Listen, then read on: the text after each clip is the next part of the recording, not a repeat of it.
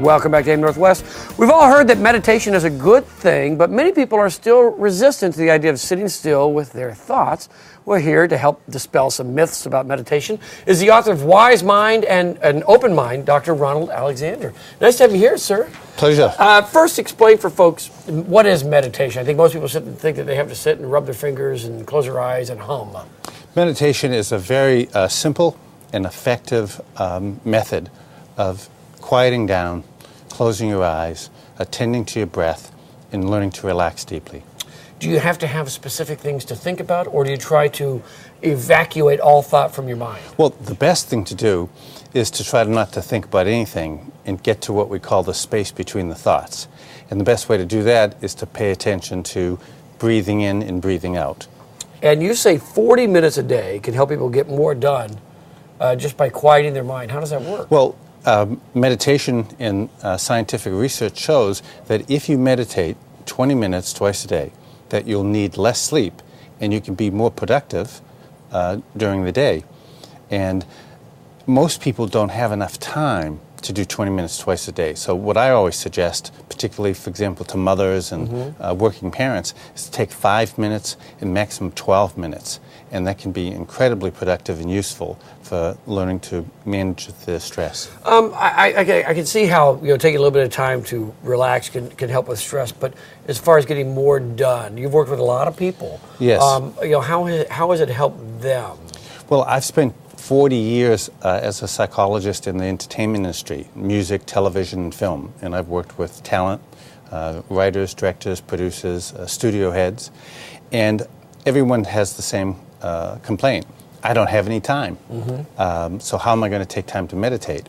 And I'll tell people, go in your trailer and take 5 or 10 minutes or 20 minutes, close your eyes, relax, rest, and just receive, and which is a tremendous way to get in touch with creativity. And I can see that with writers with a writer's block. If they clear their mind, maybe things will come to them. Okay, so let's talk about people who fear meditation because I don't want to be in touch with that. I don't want to get too deep into myself because I think it's going to be dark and ugly in there. Yeah, right. Not anybody I know. And that's very common. Most people think that when they close their mind, they close their eyes to the conscious world, that they're going to experience the dark Freudian unconscious. And it's Freud used to call the id the cellar of the ego. And quite the contrary. What oftentimes happens is feelings of spaciousness, equanimity, calmness, experiences of comfort, qualities of love and joy and bliss are also inside. And so it's a common fear that there are dark, scary things inside of all of us, when actually there's a tremendous wellspring of creativity, vitality, passion, joy. And you can find those things. We talked about creativity, and I would imagine meditation works for energy too. If you're down, what about if you're just depressed? You know what? I'm not happy, and I don't want to sit quietly for 5 minutes. How can it help with depression? Well, that's a really good point, because the way that I got into learning to meditate is when I went to school in Amherst, I started to experience depression and anxiety.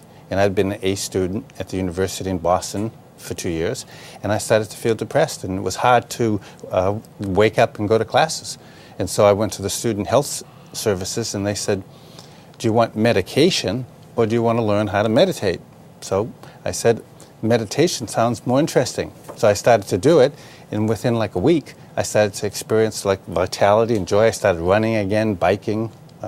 Interesting. And I think fascinating, too, that a college student chose meditation over some drugs. That's quite remarkable. Very quickly, because we're out of time, but for people to meditate properly, do they just have to sit quietly? Can you have music playing? Where's the best place to do it?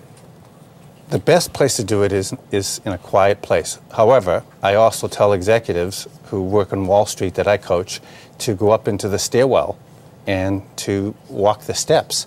But the best place is a quiet, comfortable place at home or in your office. Close the door and close your eyes and just go inside and enjoy and receive. Very good. And we do want to tell you, let everyone know that you have a book signing. It's tonight, New Renaissance Books on Northwest 23rd at 7 o'clock, and we've got all the info on our website at KAT.com. Thank you, sir. We appreciate it. Thanks for coming in. We'll be right back.